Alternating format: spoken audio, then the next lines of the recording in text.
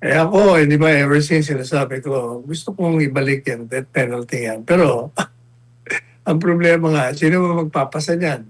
Ang magpapasa niyan, yung mga nandiyan sa Kongreso. Eh, sa ngayon, inaakusahan sila ng pagnanakaw. Mm. Eh, inaakusahan sila ng plunder. So, pag napasa yan, pinasa nila, sila mismo nagsisintensya sa kanila. Kaya hindi mangyayari yan. Pero, yung pinupunto ni Mayor Olaso ng Zamboanga City, Mm. tama yan. Ang nakalimutan niya yatang isama dyan sa news nyo, Yes. nagsalita rin yan during the same interview. Mm. Natigilan na yung impeachment proceeding na yan. At Mm. asikasuhin na ang problema ng bayan, hindi yung puro impeachment. Alam niyo, may kwento ako diyan kay Mayor Olaso. Yes, attorney. Iba na, ikwento ko sa inyo, ako'y nasa Zamboanga. Mm. Ako po'y nagpunta ron sa imbitasyon ng isang mag-asawang kaibigan natin na may kakasal na pamangkin nila. Pero dahil papunta na rin lang ako doon, nagmungkahi sila na kausapin ko ang mga barangay kapitan, mga kagawad na gusto akong makausap o makita. At ako naman po ay sige at nagkaroon nga kami ng pagpupulong diyan sa Orchid Garden. At nung ako'y tinawag na magsalita, sabi ko po sa kanila, hindi ako magsasalita. Ako'y narito para pakinggan ko. Kasi ang magiging talumpati ko sa inyo ay batay doon sa mga reklamo nyo para maiparating natin sa kinauukulan ang inyong mga hinaing. So nagsimula na ho silang magbigay ng kanilang mga hinaing. Isa-isa, pinapakinggan ko naman. Mm. Alaman natin na ang pinaka-pangunahing suliranin ng Zamboanga City ay number 1, tubig. O Diyos ko, tama yan. Kasi ako dyan dito sa hotel neto, nag-flash ako, walang lumabas na tubig doon sa kubeta. Mm. Number 2, sabi nila, elektrisidad. O, tama rin yan kasi biglang nag-brown out eh. O, marami ho sila. Pati yung usual problema ng isang developing city nandun. Ngayon, nung hindi marami ho nagsalita, wala akong kamalay-malay na mayroong isang tao doon na nagtaas ng kamay, nasa likuran. Wala naman nung nagsabi sa akin at hindi ko rin naman kilala yung tao. Mm. So, nagtaas siya ng kamay. Tapos may bumulong sa akin. Sabi niya, yung nagtataas ng kamay si Mayor Lasso. Ulaso. Nasa ganun ba? Mayor Lasso, kayo pala. Hali kayo. Nako, alam mo ba, Carlo? Yes. Isang oras halos ang kanyang tampo sa gobyerno, tampo sa mga politiko, tampo sa pangkalahatang pamamahala ng gobyerno. Sabi niya, alam mo yan, sinuportahan ko unit team.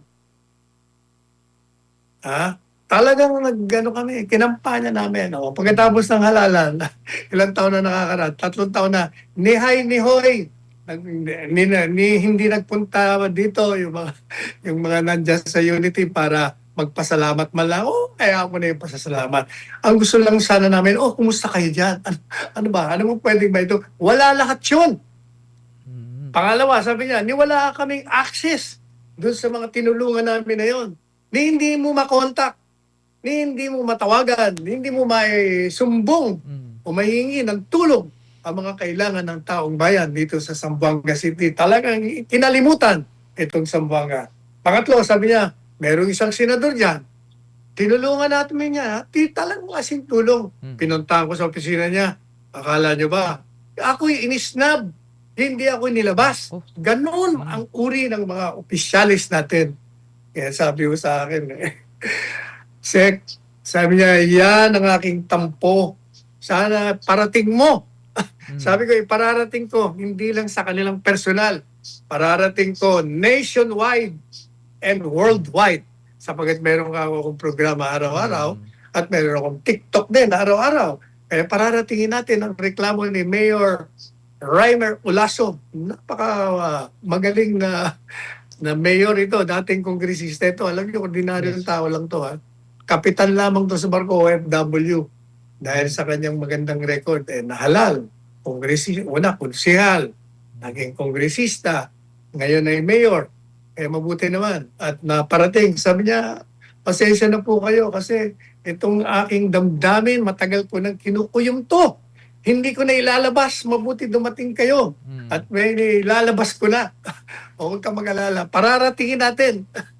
Sabi ko, ako, buisit na buisit ako kako. Yamot na yamot ako dyan sa kwento mo na, na hindi mo matawagan o hindi ka malang harapin. Kasi sa Malacanang, naku, pinapagalitan ko mo yung mga gwardiya pag binablock nila yung kahit na sinong taong bumibisita dyan sa opisina ko. Kailangan lahat, walang mga appointment. At lahat ng tawag sinasagot natin, text sinasagot natin. Sabi ko itong mga taong ito, may mga self-entitled na mga ugali. Akala nila sila na mga hari at reyna pag sila inahalal. Nakakalimutan na nila ang kumalal sa kanila ng serbisyo nila ay unang-una sa lahat, manilbihan kayo, serve the people. Yan ang sinasabi ng saligang batas. Pangalawa, bigyan nyo ng protection, protect the people, serve and protect. Ang pangunahing tungkulin ng presidente, ng vice-presidente, ng senador, ng congressman, ng gobernador, ng alkalde, ng lahat na LGU officials.